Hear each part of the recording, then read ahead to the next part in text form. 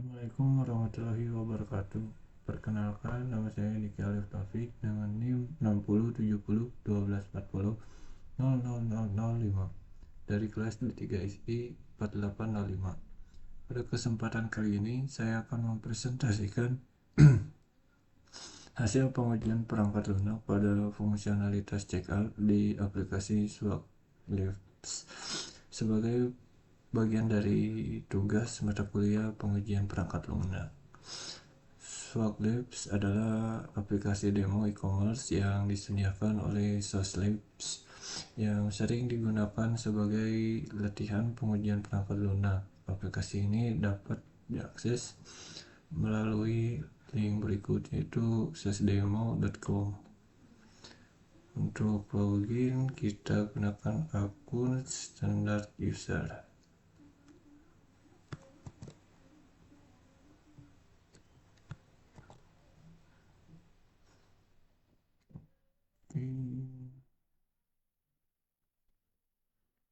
Akun ini adalah akun normal yang dapat mengakses semua fitur aplikasi secara penuh.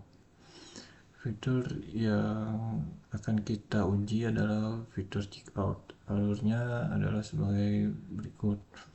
Pertama, menambahkan produk ke keranjang belanja. Lalu yang kedua, membuka halaman chart. Yang ketiga, mengklik tombol checkout. Lalu selanjutnya mengisi form informasi yang ada. Lalu setelah itu mengisi push kode. Jika sudah, klik continue.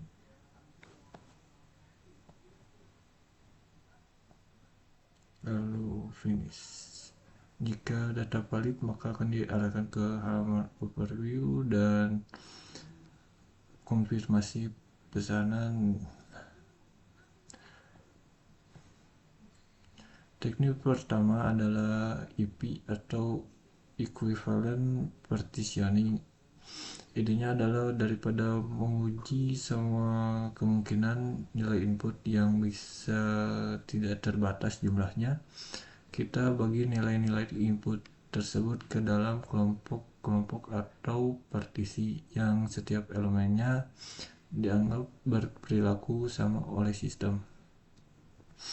Pada platform checkout SwagLabs, saya membuat partisi berikut. Untuk masing-masing field, first name, partisi valid adalah string, tidak kosong. Contohnya adalah Diki. Partisi valid yang tidak valid maksud saya adalah string kosong. Lalu hal yang sama berlaku untuk last name, sedangkan untuk zip atau postal code, jika kita mengacu pada standar kode pos yang ada di Indonesia, terdiri dari 5 digit numerik. Partisi yang diisi valid adalah string 5 digit numerik, contoh 4123. Lalu partisi yang tidak valid, pertama adalah string kosong. Partisi yang tidak valid kedua adalah string dengan panjang kurang dari 5 digit.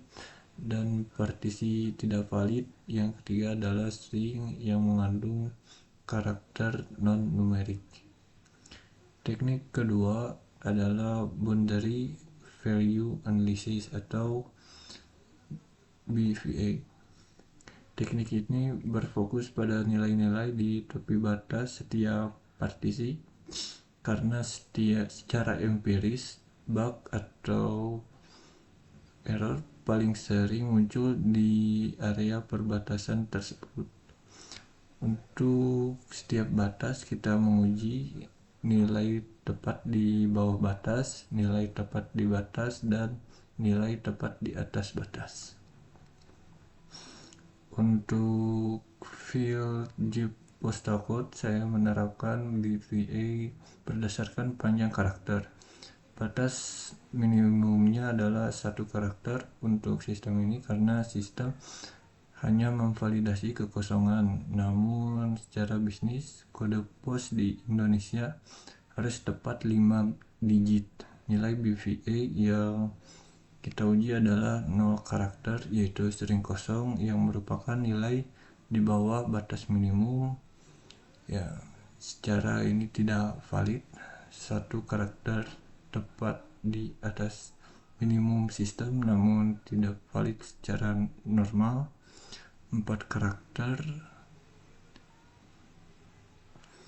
4 karakter ini 1 langkah di bawah panjang kode pos yang benar, dan 5 karakter tepat di batas panjang kode pos yang valid. Dari BVA ini kita menemukan bahwa sistem Swap Labs saat ini hanya memvalidasi kekosongan field saja dan tidak memvalidasi format atau panjang kode pos. Ini merupakan temuan penguji yang penting dan dapat menjadi catatan perbaikan kedepannya untuk tim pengembang. Berdasarkan analisis IP dan BPA, berikut adalah rancangan test case yang telah saya rancang. Total di sini ada 7 test case, terdiri dari 1 positif test dan 6 negatif test case. Test case yang pertama yaitu TC POS 001 adalah skenario positif di mana semua field diisi dengan data yang valid. Ekspektasinya adalah halaman checkout overview berhasil tampil.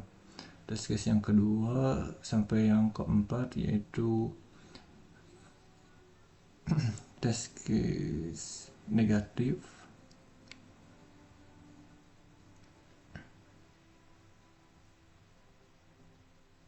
menguji masing-masing field yang dikosongkan satu persatu. Ekspektasinya adalah sistem menampilkan pesan error yang sesuai, misalkan first name required. Test case yang keempat adalah untuk menguji kondisi di mana semua field dikosongkan. Ekspektasinya adalah error pertama yang muncul yaitu first name is required. Selanjutnya pada test case kelima dan keenam adalah test case BVA yang menguji zip code dengan panjang 1 karakter dan 4 digit. Kedua test case ini mendokumentasikan temuan bug karena secara standar kode pos harus 5 digit, namun sistem saat ini menerimanya tanpa validasi. Sekarang kita masuk ke sesi demonstrasi. Saya akan menjalankan semua test case yang telah dirancang menggunakan Catalan Studio secara langsung. Untuk mengefektifkan waktu, saya sudah menyiapkan seluruh proyek Catalan sebelum merekam video ini. Proyek ini terdiri dari beberapa komponen utama. Yang pertama ada objek repository. Di sini tersimpan semua elemen-elemen web yang akan digunakan dalam pengujian, dikelompokkan berdasarkan halaman. Ada page cards, page checkout, login, dan products. Untuk tombol checkout berisi elemen-elemen seperti form, input first name, last name, dan zip code.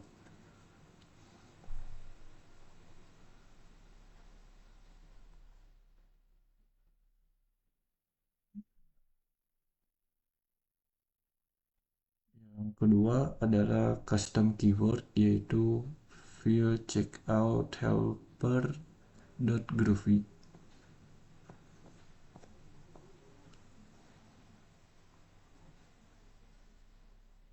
Di sini saya membuat metode-metode yang dapat digunakan ulang oleh semua test case. Metode navigate to checkout page bertugas untuk melakukan login, menambahkan produk ke keranjang, dan menavigasi hingga ke halaman checkout. Selanjutnya ada metode fill and submit checkout form, bertugas mengisi form dan mengklik continue. Dan ada metode verifikasi, ini untuk mengecek apakah halaman overview tampil dengan pesan error atau tidak. Dengan pendekatan ini, setiap test case tidak perlu menulis ulang langkah-langkah yang sama. Yang ketiga ada test cases. Di sini saya telah membagi menjadi 2 folder, ada negatif dan positif.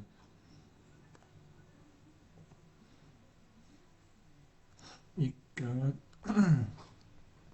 saya membuka yang positif nomor 1, kita bisa lihat skripnya cukup ringkas. Pertama, memanggil keyword untuk navigasi ke halaman checkout, kemudian mengisi form dengan data nama, lalu memverifikasi bahwa halaman checkout overview berhasil tampil di akhir browser ditutup.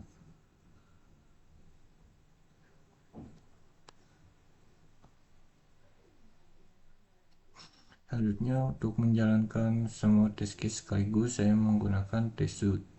Test suite checkout all berisi ketujuh test case yang sudah kita rancang. Dengan ini saya cukup menjalankan satu kali dan seluruh skenario akan diuji secara otomatis dan berurutan.